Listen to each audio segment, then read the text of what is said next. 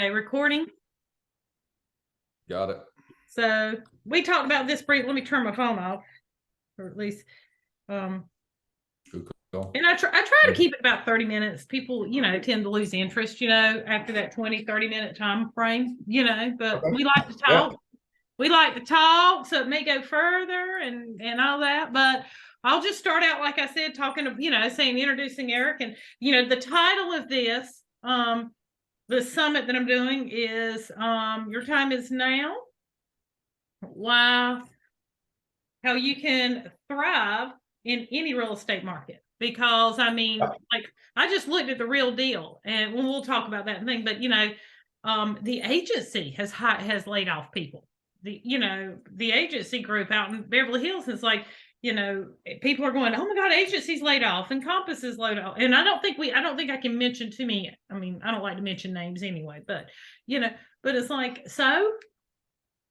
everybody's laying off now, and it's because they're scared, So Correct. Yeah. Yeah. And I think there are other factors, but people always need a house. You saw it in 2008, right? People still need.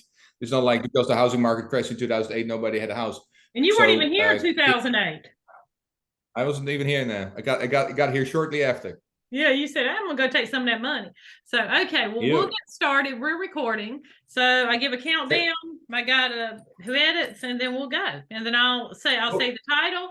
I'll talk about you a minute, and I'll say we start talking. And my boom mic is on the ground because it quit working, so I gotta go get another one. So anyway, and we're gonna record in 5, 4, 3.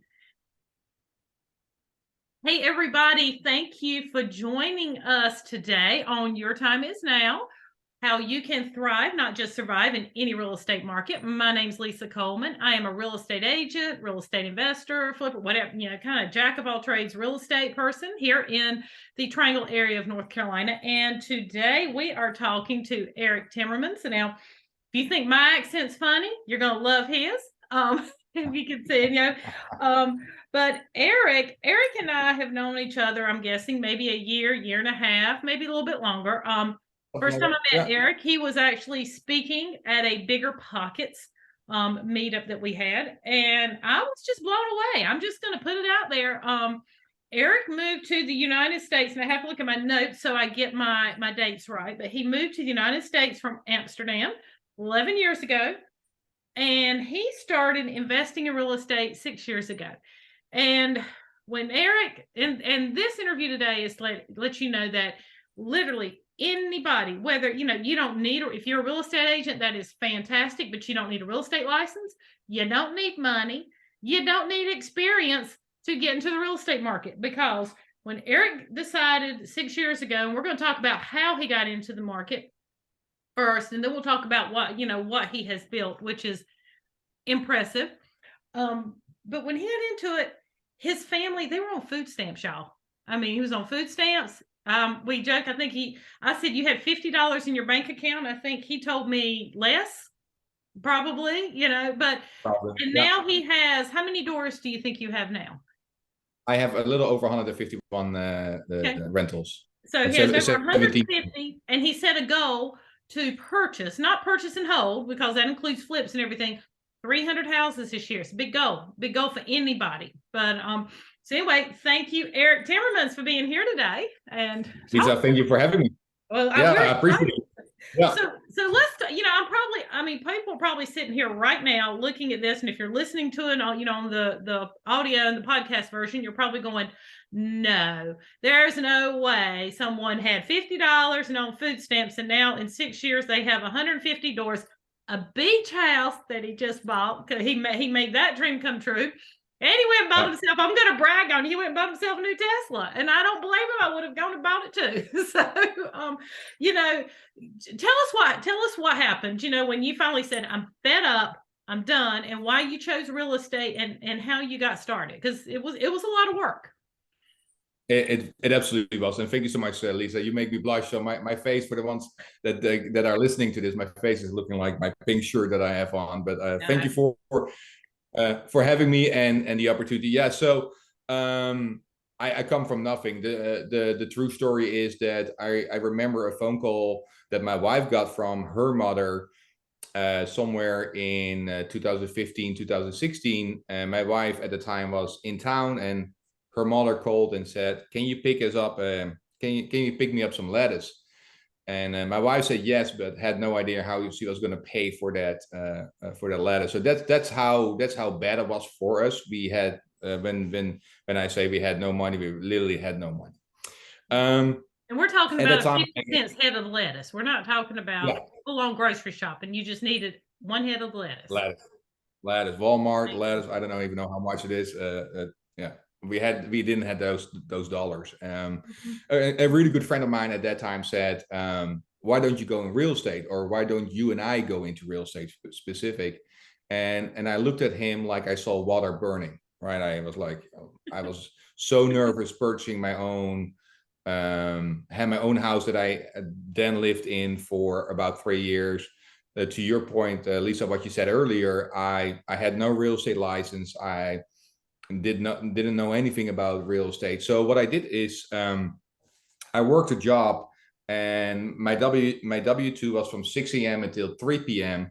And then from 3 p.m. until 10 p.m., I would study the markets. I would become really, really familiar with, I started off with all of the triangle, which became way too much because people knew more about zip codes than I did. So I started to focus on 1 or 2 zip codes only, and become an expert on that zip code. So as soon as a property came on the market within that particular zip code, I knew if it was a deal or if it wasn't a deal, right? Like timing in real estate is everything, right? Like sometimes it doesn't matter what you offer, but if you're the first offer, you might have a head start from everybody else. So that's how I got started. And the story goes, or what I always tell, and again, I don't particularly remember if it was exactly $50, but it was not more than $50. I purchased my first rental property in 2016 in Durham, North Carolina. I didn't know any investors. I was listening to Bigger Pockets every day, back and forth to work.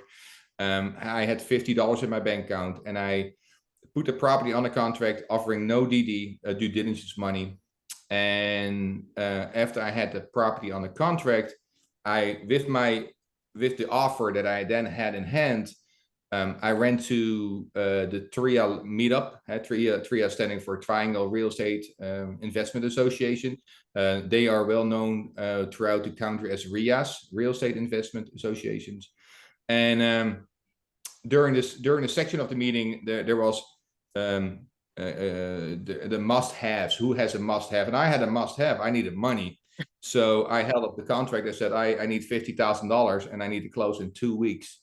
For 24 hours later, I had $50,000 from a hard money lender that is still one of my major lenders. But that's how the story gets started. Yeah, absolutely. And you brought up some points. I mean, we could talk for hours on 2 or 3 points. I've been taking notes on what you said there. And so let's talk about the first thing that people say and they say it to you. You've probably heard it 100 times at the Bigger Pockets and the TRIA meetings. I hear it as a real estate agent and investor from people. Well, I'd love to get in real estate investing, but I just don't have any money. I don't have any money for the down payment. And y'all, and I will put the link in the show notes. I will put the link to Erik's TikTok. Because he does, something every day, every other day, and he's giving free nuggets and advice. He's not bragging. He's not talking about what he's doing. Once in a while, he'll show you his property, but it's all educational. He is giving back to you. So follow this guy.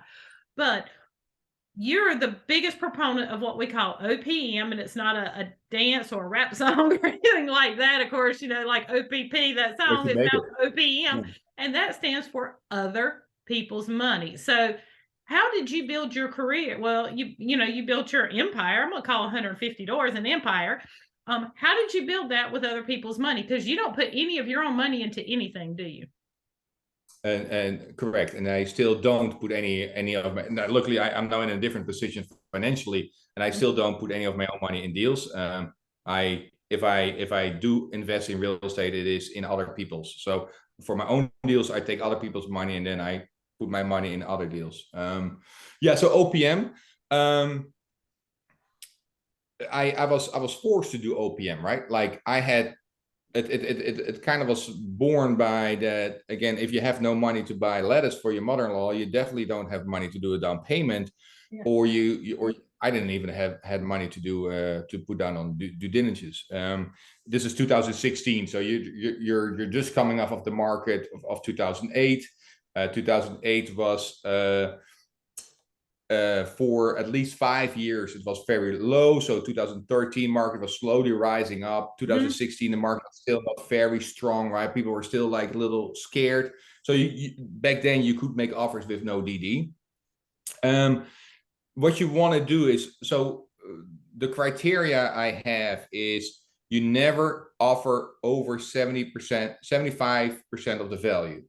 Meaning if a house is worth $100,000 after repair, or in the current status, if it's already nicely fixed up, you offer, in the instance that it doesn't need any repairs, you offer $75,000 for as a purchase price, because you need to have a threshold, right? Like if you don't invest using your own money, you need to offer that OPM lender, that other people's money lender, hard money lender, you need to offer him an incentive to invest in you. And the incentive is that his or her money is secured by that you buy it under the value.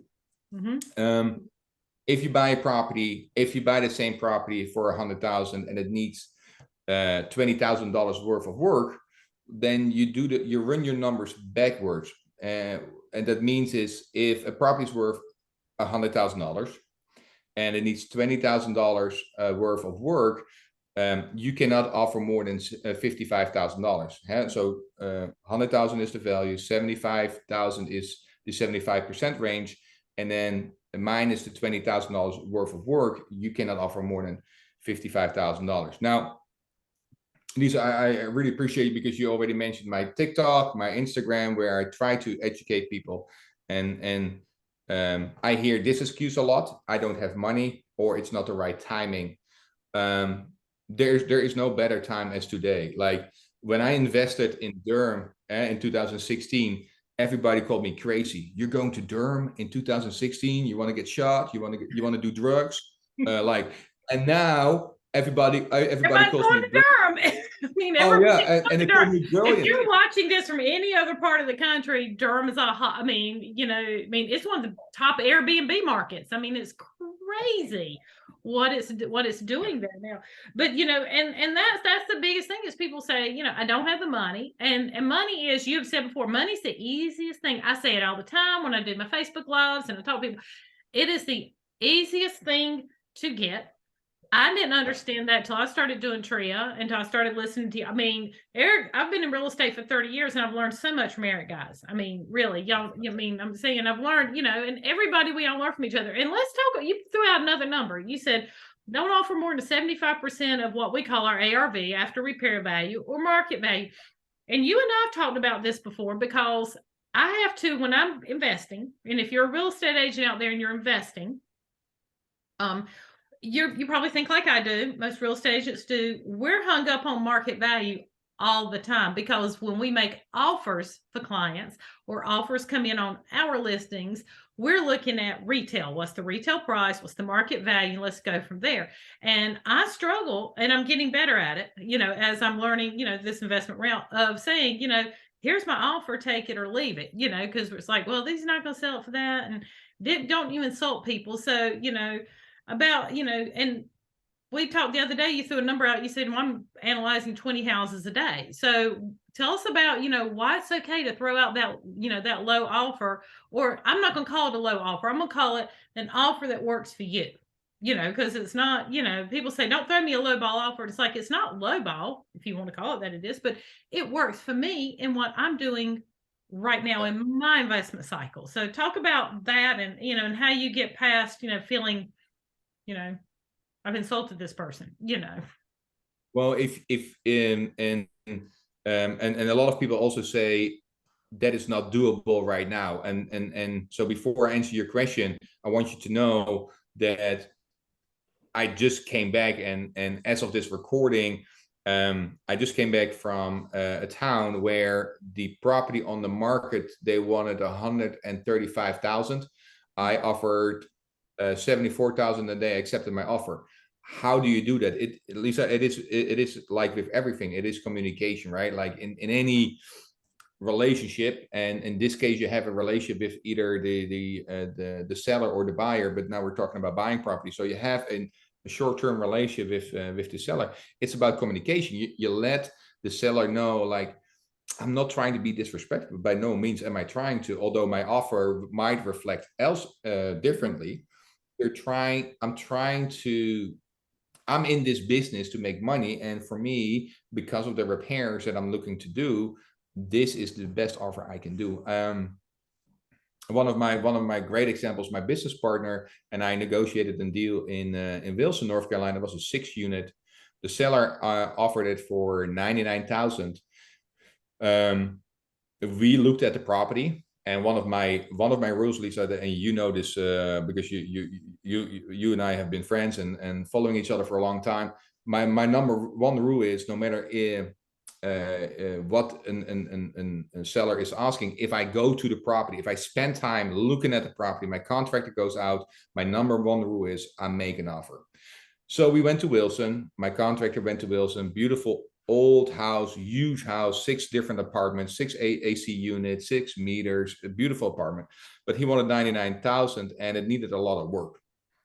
So what we did is we offered him $30,000, because that our numbers worked out that, yeah, I'm sorry, it needed over $150,000 worth of work, plus the risk, because it is in a historic district of Wilson, plus the risk that the city would say, but you need to do on the outside, you need to do more work because it's a historic building. So we offered 30,000, and we settled on $45,000. This is an on the market. This is not off market. It was in the MLS. It was in the MLS, because I went back and looked at it. I was like, how did I miss that? And you know, and so, and the whole thing is, and I think it goes back to that point. You offered 30. He finally took 40, 45, because, you know, this guy's serious. He's got the cash. I can let it sit on the market. Might as well take it. And folks realize, when sellers are selling their properties, you know, it always looked like a buyer, things always look worse in their eyes. It always looks better in the seller's eyes, because they're emotionally attached. And that's what I wanted to talk about, are 2 things. You can't get emotionally attached when you're looking to build a real estate investment company, or a real estate, you know, an investment business, because it's a product. This is the product, and how much is my widget going to earn me?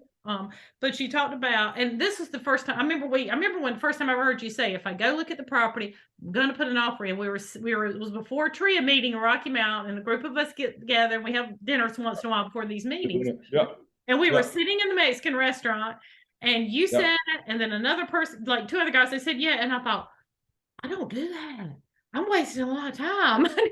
And let's talk about analysis paralysis, that, you know, sometimes your numbers are not exact, because you can't sit and do a detailed budget on 20 houses a day, because it can take you an hour to do an exact detailed budget. But it's like, you know, okay, roof this, you know, and it's also, let's talk about that analysis paralysis, and how this can keep an investor from being, you know, successful. Because, you know, I see people, you know, that you can't buy 2 and 3 houses a year and make money doing this. You know, it has to be more, and much more. So if you want to make this a living, and a comfortable living, although if you pick up 2-3 houses and they are slam dunk deals and home runs, yes, you can make it work. But Lisa, you and I know that there's not there.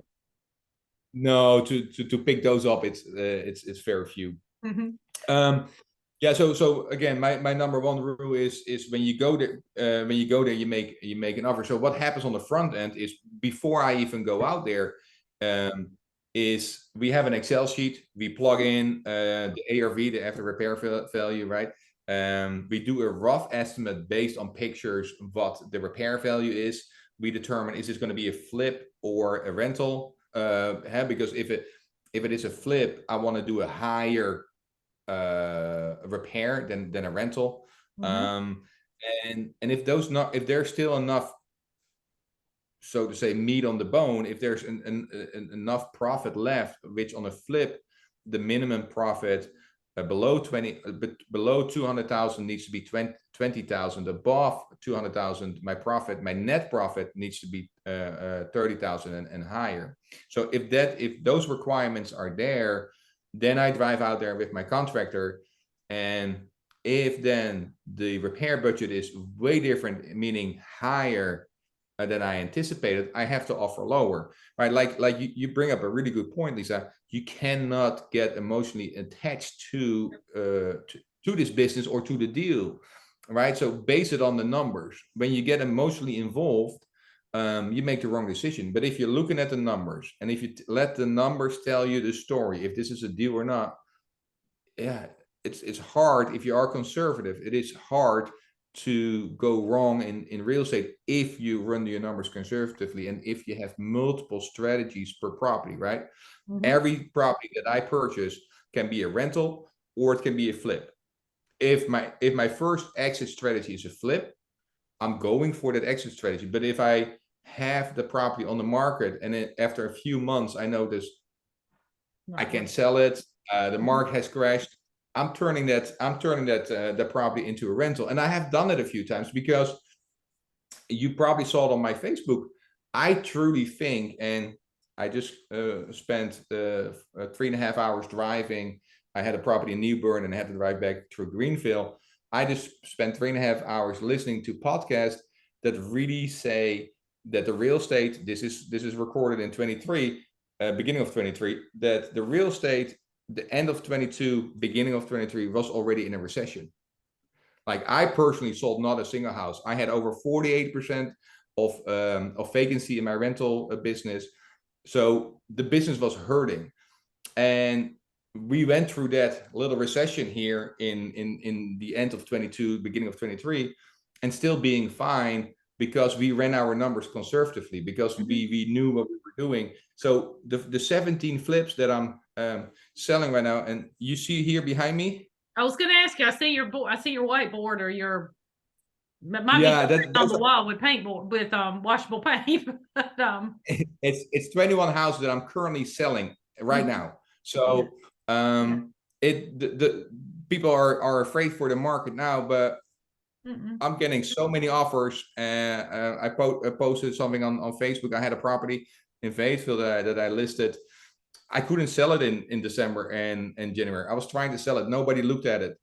I took it off the market and put it back on the market in March. I had 38 showings in less than 4 days, and accepted an offer that is $6,000 over the asking price. Yeah, so the market's heading. I mean, like I said, this, you may be listening to this 3 years from now, but we're at the beginning. Well, we're almost in. Oh yeah, we're going to be in second quarter here soon. Yeah, believe it or not. But and I want to talk on. You gave us another number, a little nugget, and this is something I didn't realize until the other day. So, not with just you, but with other investors. So, if you listen to, the Bigger Pockets, and not knocking them, let me tell y'all, we love Bigger Pockets. Subscribe to them, The Real Deal, any of these. The best money you will spend, if you have it to spend, is pick something like this, and whichever one they are, subscribe. Sometimes it's like $199 for the year, but I mean, it's like a university education. So that's my little pitch for any of these. But my favorite is Bigger Pockets. I think we all like Bigger Pockets. But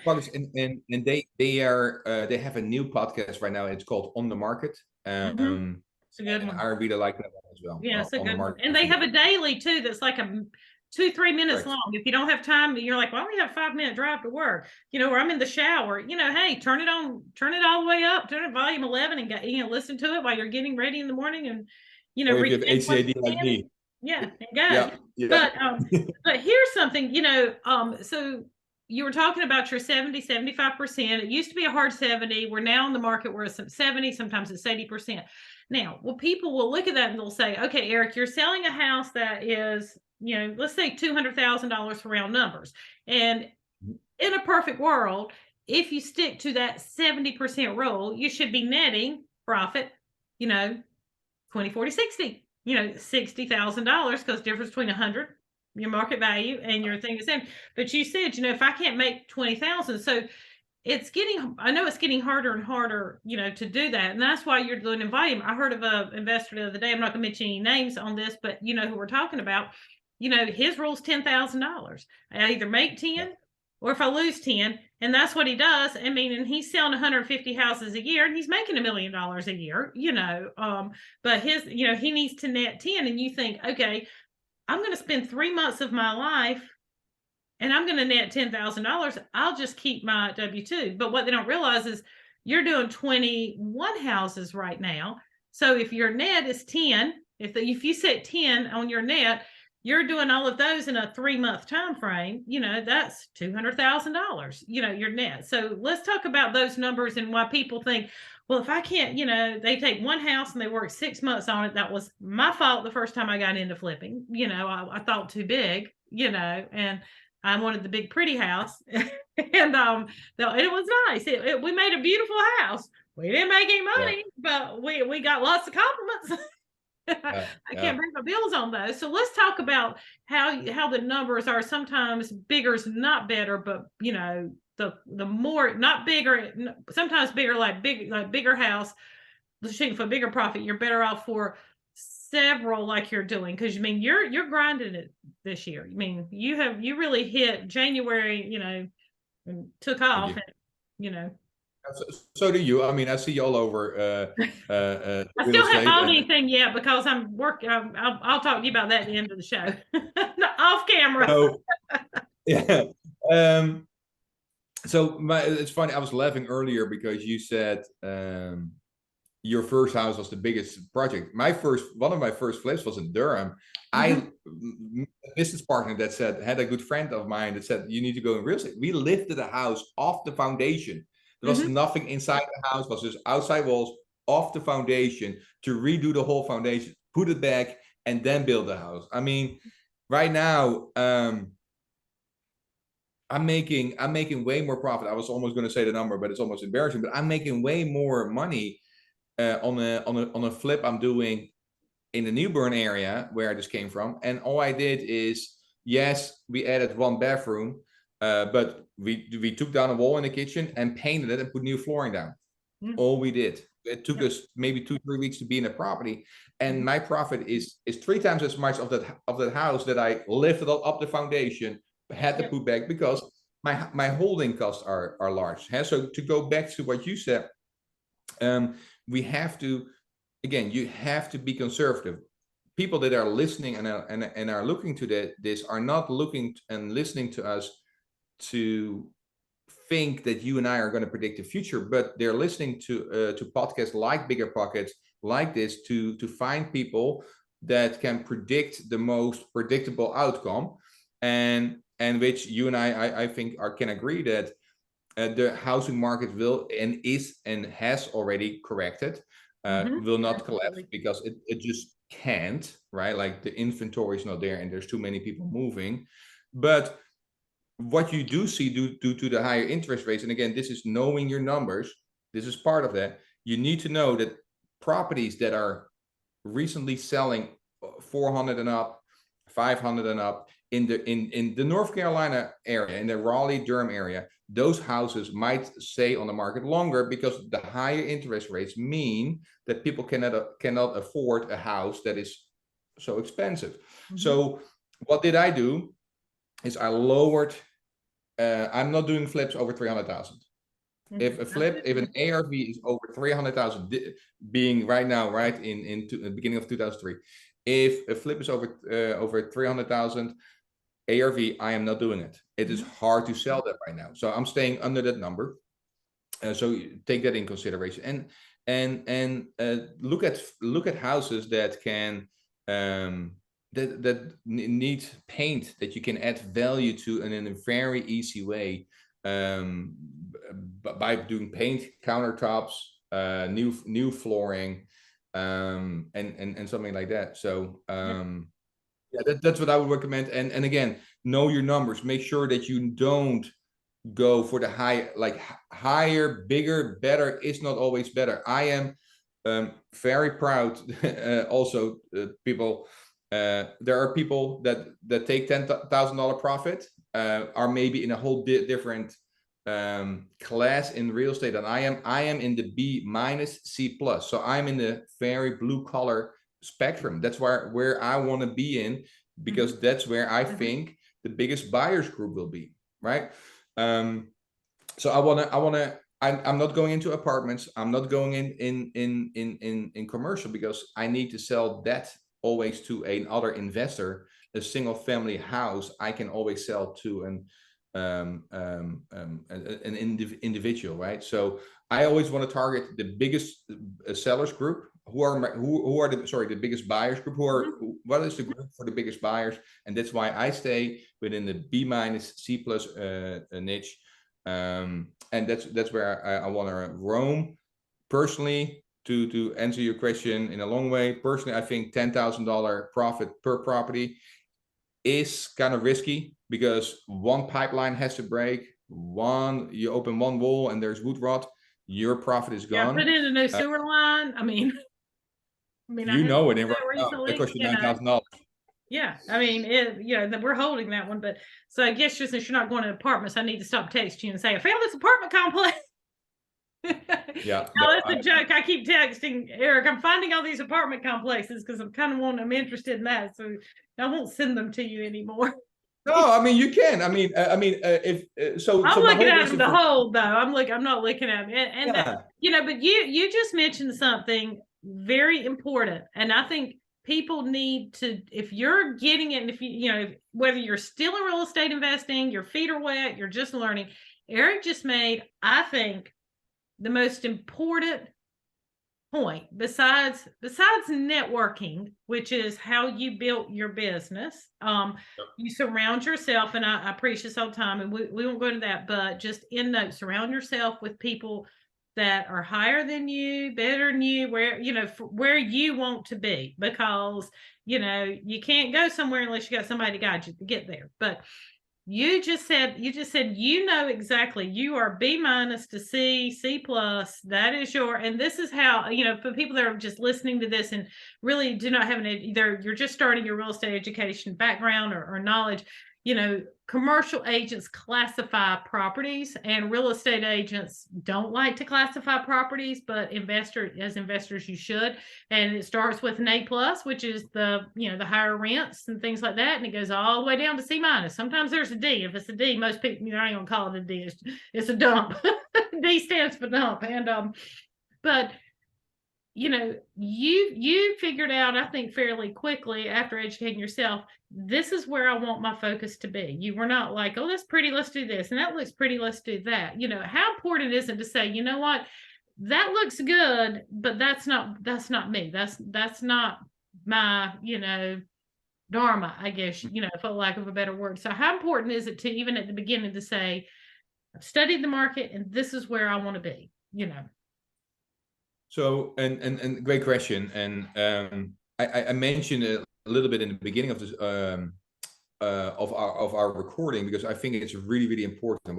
One of my, if I could go back and do something different in real estate, it would be two things. I would have get started when I was 10 years old, or when I was a little younger than.